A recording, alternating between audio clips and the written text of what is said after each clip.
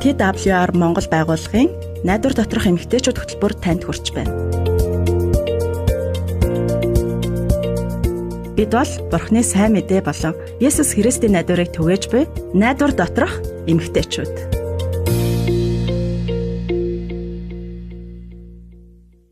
Merry Christmas. Frolic Kirstfeast. Gala Kristallina. Buon Natale. 즐거운 크리스마스 보내세요. Good Yule. Maliklikimaka. Frohe Weihnachten. Maligayang Pasko. Feliz Navidad. Spijkene zus ventam keliedam. Gajan Christmas kan. Merry Christmas. Suksan buon Christmas. Christmas شما مبارک باشد. خag sameach. Haria Christmasi. Jukmung Zangsing. Joe Noel. Sretan Božić. Soraj Distvon. 圣诞快乐. Feliz Navidad. Христ мэндэлсний баярын мэнд хүргэе.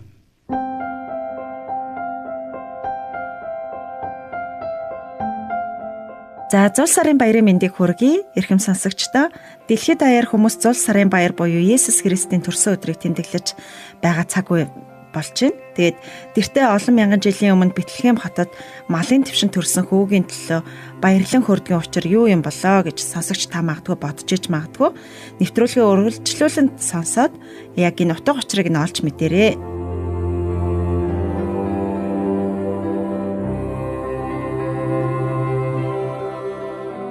Гэрлийг Христ мэндэлсний баярын мэнд хүргэе. Тэгээд англи хэлтэй хүмүүс Merry Christmas гэж хэлдэг шүү дээ, тий? Бас эсвэл Happy New Year гэж хэлдэг юм. Happy Christmas гэж хэлдэг юм болоо? Аха, би бол Merry Christmas гэж хэлдэг. Тэгээд англи хэлтэй орнуудад хоёулангийн ер нь хэлдэм байлээ. Бид нар ч гэсэн аль нэг хэлээр нас хэлж болно тий. Тийм үү, баярлалаа. Тэгээд жимсээ Christmas баярынхаа гой дурсамжуудаас хуваалцаач. Сте олон түүхүүд байгаа болохоор тэр нь гоё гэж хэлэх үнэхэр хэцүү юм байна. Тэмдэглэж байсан бүхэл Christmas баяр гоё болж исэн л да. Тэгээд миний санаж байгаагаас эмээ өвөөгөнтэй орой очиж хамт хооллсон нэг гоё дурсамжтай баяр байсан юм байна. Ээж эмээ хоёрын маань хийж байгаа хоолны үнэр ханхлаад тайван тухтай орой байсан санагдчихэв. Тэгээ ямар гоё ёс заншилтай газар исэн бэ. Тэгээд баяр тэмдэглэхэд хоол унд их чухал байдаг тий. Тэгээд манай ээж ер нь манай ээж боройд хүн баггүй юу. Тэгээд боройд хүн болохоор их онцлогтой хоол унд бэлддэг. Ээж эмээ хоёр маань хоёулаа нас барсан болохоор тэднийхээ гарын олыг одоо үнэхээр их сандаг. Гэхдээ тэднийг өнгөрөхөд би хоол ундыг нь дагаж хийгээд сурчхаар насанд хүрсэн байсан л та. Тэгвэл өстой гоё хоолнууд хийж сурсан бах та тий. Гэрийнхэндээ уламжлалт амттай хоол ундаа хийж өгч чаддаг болсон гэсэн үг шүү дээ. Тийм шүү. Гэхдээ 12 сарын 25-нд нэг хүүхдийн төрсөн өдөр тэмдэглэхийн тулд яагаад хоолунд бэлдээд бэлгэсэлт болоод гэр бүлээрээ цуглаад бит юм болоо тий. Нэвтрүүлгээ үргэлжлүүлэн сонсоод энэ талаар олж мэдээрэй.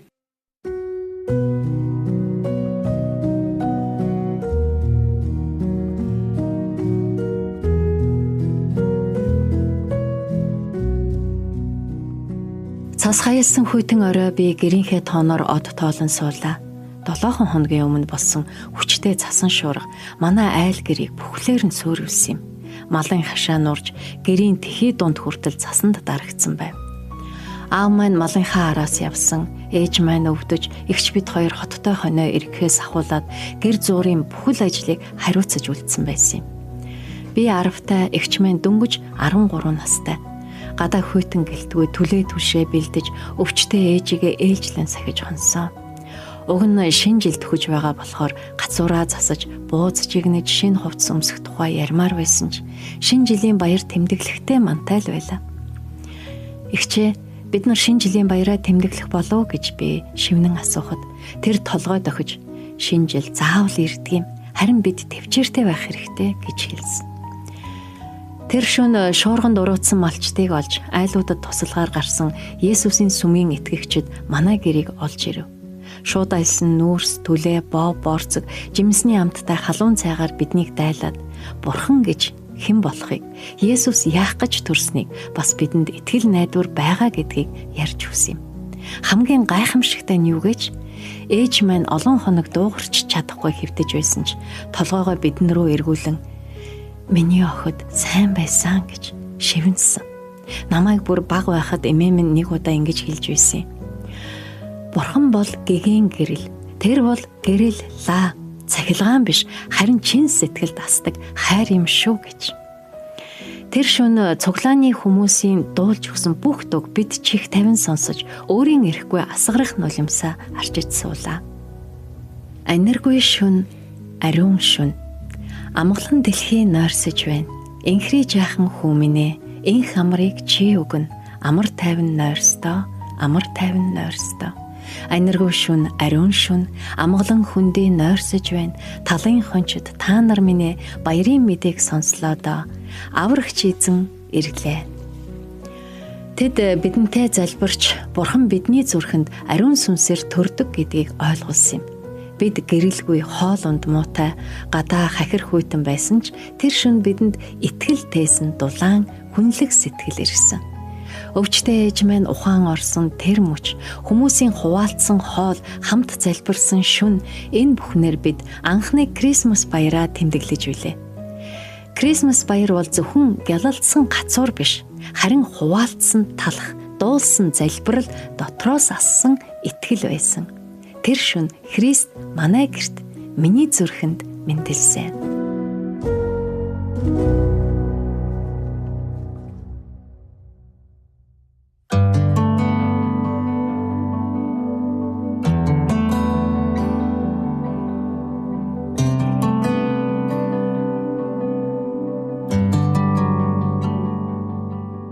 Найдар доторх эмэгтэйчүүд нэвтрүүлэг маань үргэлжилж байна. Тэгээд саяны түүх танд сонирхолтой байсан байхаа гэж найдаж байна. Тэгээд надад бол их сайхан санагдлаа. Тэгээд Крисмас баяраар бол зүгээр нэг түүх төдий биш, хүн бүрт зориулагдсан онцгой утга учир одоо тийм түүх байна.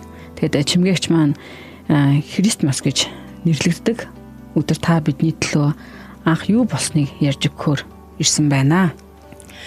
За та бүхэн минь сайн байцгаана уу? Та нартайгаа ярилцаж Библийн түүх хуваалцна гэдэг миний хувьд бол онцгой цаг байдаг шүү. Тэгээ та нараас одоо бас л улам жил ёсоор нэг асуулт асууя. Хайртай найзаасаа утга учиртай бэлэг хүлээж авч байсан уу? Би бол авч байсан. Хүн болгон л авч байсан байх гэж бодож байна. Бэлэг өгнө гэдэг чинь тэр хүнээ хайрлаж байгаагаа илэрхийлж байгаа халуун дотн арга, тийм ээ. Тэгэхээр Эги гэд миний нэг найз байдаг. Надад ингэрт зүүдэг нэг хөөрхөн тийм зүрхэн хэлбэртэй хатгуур бэлгэлж байсан. За цэнхэр цагаан цэцэгтэй. Тэгээд энэ бэлэгнээс ч илүү үн цэнтэй зүйл нь найзын маань цахиа байсан. Энэ хатгуурыг нутгийн чин чулуугаар хийсэн юм шүү. Ирмэг хагархайг нь зүлгүүрдэж янзалсан. Эвдэрч хагарснаас сайн сайхныг бүтээж болно гэдгийг чамд сануулж байгаасай гэсэндэ найз нь энийг хийлээ гэж бичсэн байж үлээ. Тэгээд найзын маань энэ үг надад их онцгой санагдсан. Яагаад гэвэл би нэг удаа хэмхэрсэн тоосох хүнд ч хэрэггүй байдаг. Хаягддаг шиг тийм байдалд орж исэн л да. Харин нэг хүн намайг дээш босгож, сэтгэлийн минь хурц ирмгийг зөөлөж, намайг шинээр одоо хэлбэржүүлж эхэлсэн л дээ. Юу хийсэн болоо гэж та бүхэн минь гайхаж байна уу? Одоо намайг босгосон аварсан хүн хэн бол гэж бодож байна уу? Би та нартай хэлье, тэр бол Бурхны хүү Есүс Христ. Та хүүхэд байхдаа газраас гой хэлбэртэй чулуу хааж тоглож байсан болов? Тэгээ тэрийгэ олсон уу? За би ч бас тэгж хайдаг байсан. Гэхдээ хизээч тийм гой өвөрмөц чулуу надад олдоогүй. Ихэнхдээ л хагарсан, эсвэл хилтерхийн шавар шороо болсон тийм чулуу олдог байсан. Машины дугуй, хүний хөл, эсвэл голын усанд хэлбэр дүрсээ алдсан, хагарсан чулуу байдаг л да. Нэг удаа би газарт явна шоргоолжийг анзаарсан. Гэрэл хайгаад байгаа болтой. Тэг сууж байгаад би нэг чулуу олохгүй юу? Надад их ухаар л өгсөн тийм мөч байсан тэр үед. За бурхан бүгдийг бүтээхдээ бүгдэд нь зориулсан төлөвлөгөөтэй байдаг юм байна. Амьдралын зовлон асуудал бол угаасаа хизээч дуусахгүй. Гэхдээ тэр бүхний дунд тохиолдож байгаа бүх зүйл нь зоригтой. Нөгөө гүйж явсан жижигхэн шоргоолжны үүр тэр хагархай чулуун дор байсан байна л да. Яг л бидний амьдралд асуудал бэрхшээл хагцал байдаг шиг тийм ээ. Энэ дэлхий дээр амьдарч байгаа болохоор бид бүгдээрээ тэр өвдөлт, бухимдал, зовлонг амсдаг. Ихэнхдээ хайрлаж итгэж байсан хүндээ хууртдаг, гадуурхагдана. За тэр үеийн сэтгэлийн шарах биднийг тэгээд маш ихээр зовоодог. Заримдаа санхүүгийн асуудал, эрүүл мэндийн асуудлаас болж асуудал үүснэ. За өөрсдөө маань буруу сонголт, зан чанараас маань болоод бид өөрсөддөө хүртэл асуудал тарьдаг. Тэрийг Библиэд гэм нүгэл гэж одоо нэрлэж байгаа шүү дээ. Гэхдээ биднийг эмтэрсэн зүрх сэтгэлтэй болгож байгаа зовлон, өвдөлтийн төлөөх Бурхны зорилго юу юм бэ? Бурхан биднийг Хүү Есүс биднийг аварч гэмээс хэлтрүүлж чадах тэр нэгэнд итгээсэ гэж хүсдэг. Тийм ээ? Маш олон жилийн өмнө Есүс төрж Бурханы хүүгийн тухай эдгээр үгс Библиэд бичигдсэн байна. Исая 61:3 Сионд гашуудагстад үнсний оронд гоёл чимгийг, гашуудлын оронд баяр хөөрийн тосыг гэж хэлсэн байдаг. Яг миний амьдралд тохиолдсон зүйл ийм л байсан. Бурхан амьдралдаа гашуудан шаналж байсан ч миний зүрхний хандлагыг баяр хөөр, амар тайван, талархал болгон өөрчилж эхэлсэн л дээ. Крисмас баяраар бидэнд ирдэг ивэл бол энэ юм байна гэдгийг та ойлгосон байх. Есүс энэ дэлхий дээр ирж төрснийг тэмдэглэдэг учир нь тэр өөрийн хүмүүсийг гэм нүглээс нь цэвэрлэх гэж ирдэг юм. Үүнийг хийж чадах хүн бол ганцхан тэр. Библиэд Есүсийн төрсөн талаар юу гэж бичсэн байдгийг харъя. Есүс Христ инхүү мэндэлжээ. Түүний эх Мария Йосефтэй сүү тавиад дэр нийлхээсээ өмнө ариун сүнсээр хэвлийдээ хүүхэд олсон нь мэдэгджээ.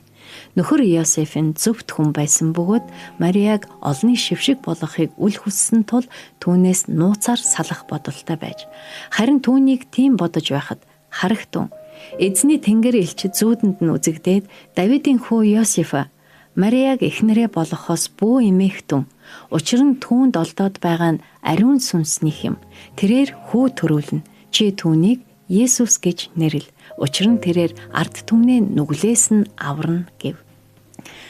Есүс намайг яаж аврах юм бэ гэж бодож байж магадгүй юм.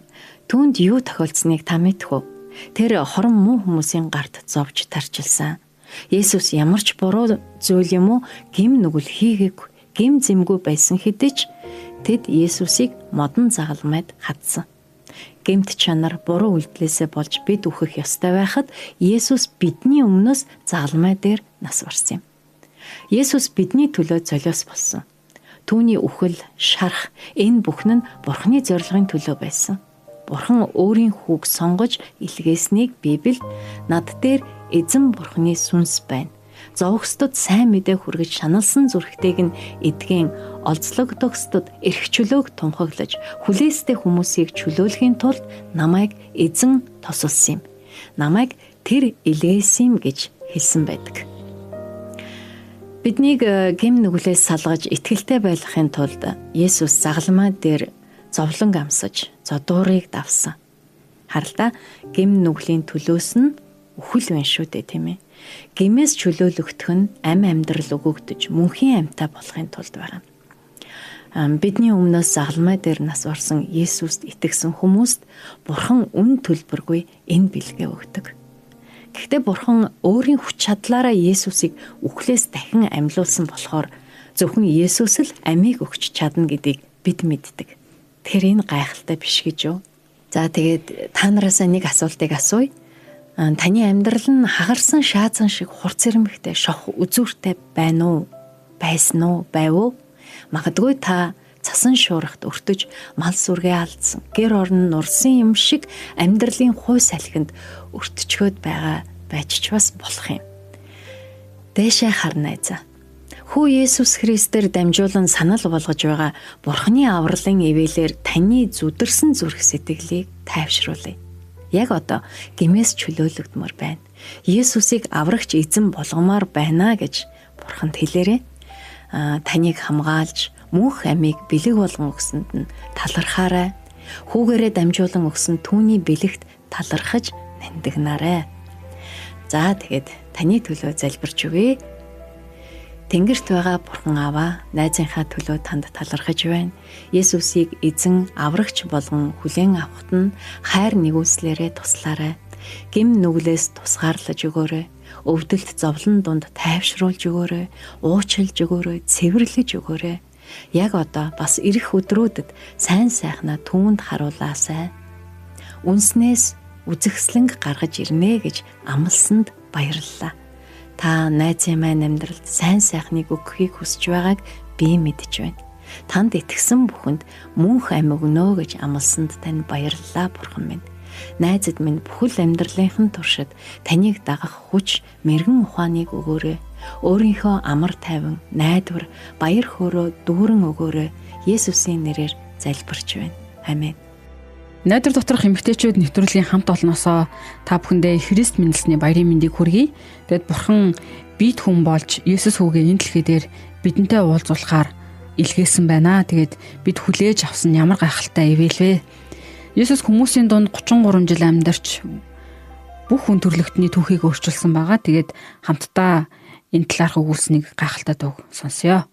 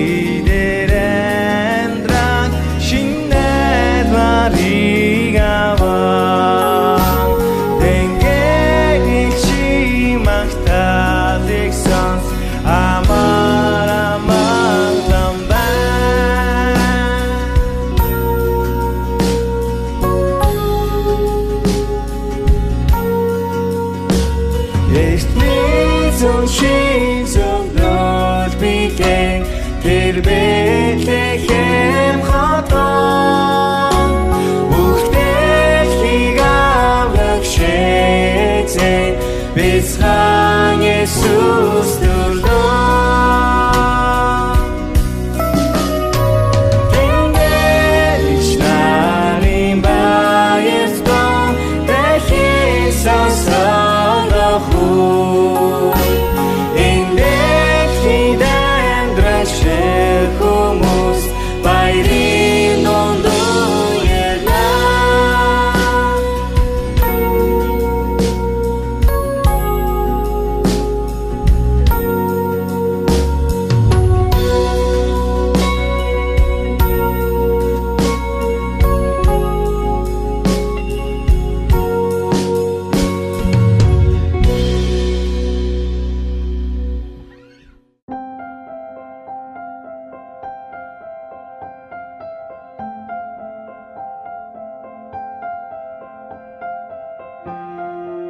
Есүсийн амьдрал тэр чигээрээ өгөхийн төлөө байсан гэж ер нь хардیں۔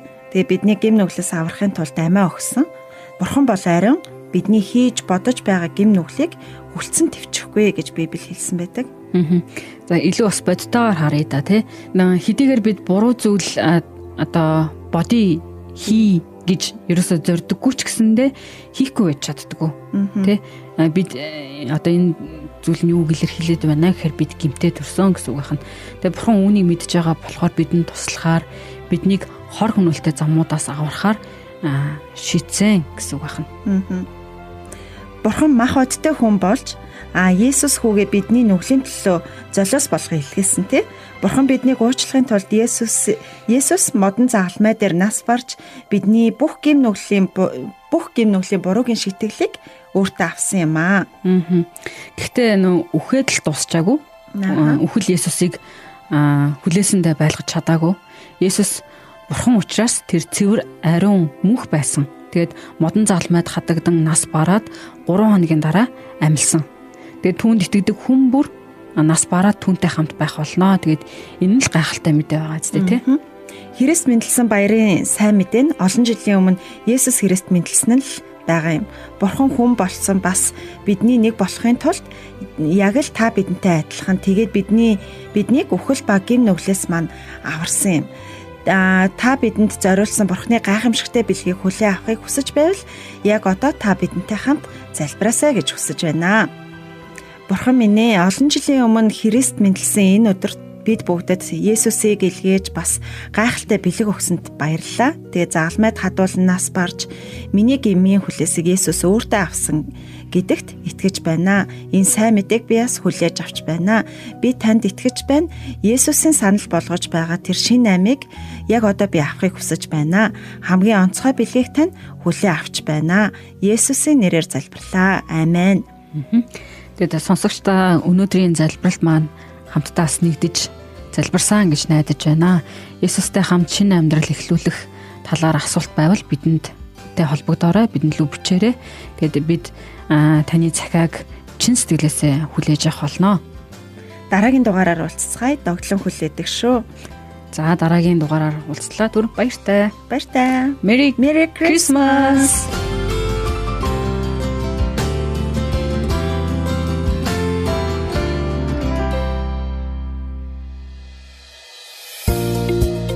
Та TWR Монгол байгууллагын найдвар доторх эмэгтэйчүүд хөтөлбөрийг хүлээн авч сонслоо. Та бидэнтэй холбогдохыг хүсвэл TWR Women of Hope Mongolia Instagram болон Facebook пэйж хуудасаар мөн 907 0751 дугаараар холбогдоорой. Нэвтрүүлэгтэй холбоотой таны санал сэтгэлийг бид хүлээн авахдаа баяртай байх болно.